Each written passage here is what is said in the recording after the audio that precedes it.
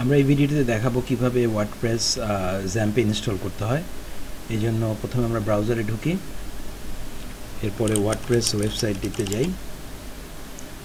wordpress.org যে ওয়েবসাইটটি আছে সেটি থেকে এই জ্যাম্পের লেটেস্ট ভার্সনটি ডাউনলোড করা যাবে। যেখানে দেখতে পাচ্ছি আমরা ডাউনলোড ওয়ার্ডপ্রেস 4.2, এটাতে ক্লিক করলে ডাউনলোড হওয়া শুরু হবে। আমার খুব সম্ভবত আগেই ডাউনলোড করা আছে এই ভার্সনটি, এই ওয়ার্ডপ্রেস 4.2। এটাতে রাইট বাটন ক্লিক করে এক্সট্র্যাক্ট ফাইল।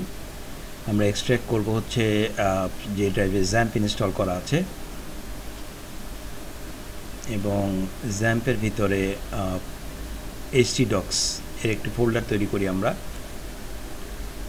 ওয়ার্ডপ্রেস নামে। এক্সট্র্যাক্ট হচ্ছে,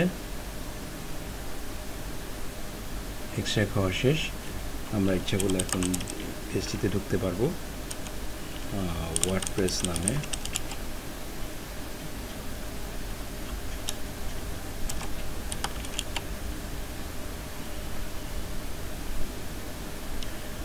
আমরা এখানে বেশ কয়েকটি ভাষা দেখতে পাচ্ছি। যে ভাষাটি আমরা ওয়ার্ডপ্রেস লোড করতে চাই সেটাকে সিলেক্ট করব। আমি এখানে ইংলিশ দিলাম, কন্টিনিউ। এরপর আমার দরকার হবে database name, user name, password এবং হোস্ট ইনফরমেশন। এই জন্য মাইস্কুয়েলের অ্যাডমিন পেজে আমি যাব জ্যাম্প থেকে। এখানে ডাটাবেজে ক্লিক করি এবং এখানে ডাটাবেজ নাম দিই ওয়ার্ডপ্রেস। আপনি ইচ্ছে মতো নাম দিতে পারেন। ডাটাবেজ ক্রিয়েট হয়ে গেল। এরপর একটি ইউজার নেম তৈরি করব, অ্যাড ইউজার। ইউজার নেম দিলাম ওয়ার্ডপ্রেস লোকাল। পাসওয়ার্ড রিটাইপ করি এবং চেক অল সিলেক্ট করলাম। তারপরে গো। আমাদের ইউজারও তৈরি হয়ে গেল। এখন আমরা ইনস্টলেশন শুরু করতে পারি। ডাটাবেজ নেম ওয়ার্ডপ্রেস, ওয়ার্ডপ্রেসই আছে আমার ডাটাবেজ নেম। ইউজার নেমও ওয়ার্ডপ্রেস, পাসওয়ার্ড, সাবমিট দিব। আমরা খেয়াল রাখবো যে ডাটাবেজ ইউজার নেম পাসওয়ার্ড এখানে জাস্ট দেখানোর জন্য দেওয়া হয়েছে, কিন্তু আপনারা কখনোই এই ধরনের ইউজার নেম বা পাসওয়ার্ড ব্যবহার করবেন না।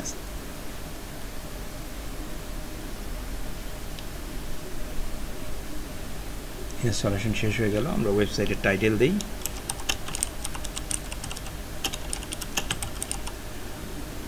ইউজার নেম দিই। এই ইউজার নেমটি হচ্ছে আপনার ওয়ার্ডপ্রেসের অ্যাডমিনিস্ট্রেটিভ ইউজার নেম পাসওয়ার্ড।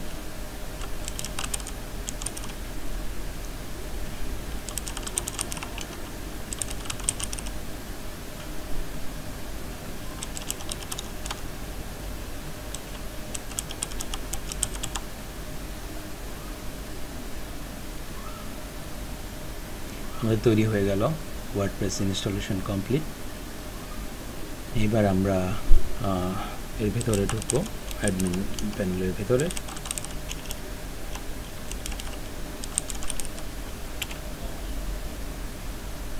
এই দেখতে পাচ্ছেন এটা হচ্ছে আপনার ওয়ার্ডপ্রেসের কন্ট্রোল প্যানেল। এখানে আপনি পোস্ট দেখতে পারেন বা এডিট করতে পারেন যা খুশি।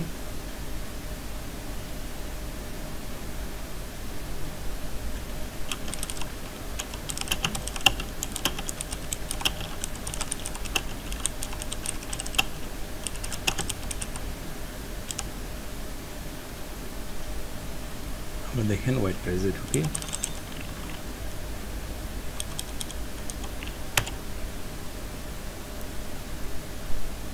দেখতে পাচ্ছেন এটা হচ্ছে মেইন সাইট। একটু আগে লেখা সেটা আপডেট। আশা করি আপনারা এখন জ্যাম্পের ভিতরে খুব সহজেই ওয়ার্ডপ্রেসও ইনস্টল করতে পারবেন। আপনাদের সবাইকে ধন্যবাদ।